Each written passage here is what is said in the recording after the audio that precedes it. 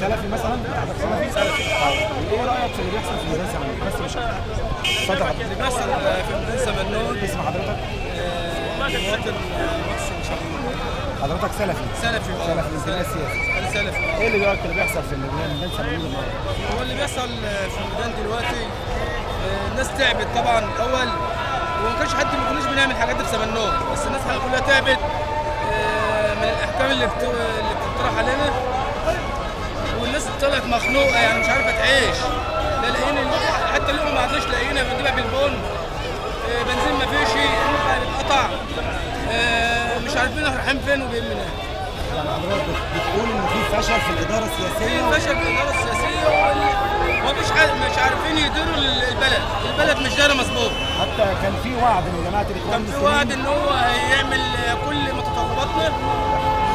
ايوه الوعد بتاعه ان هو هيطبق الشريعه، مفيش حاجه اتطبقت ولا حاجه اتعملت اصلا. هو الفرق بس اختلاف الاداره السياسيه. هو ما عملش حاجه شرعيه، وفي حاجات كتير ما اتعملتش من الاول.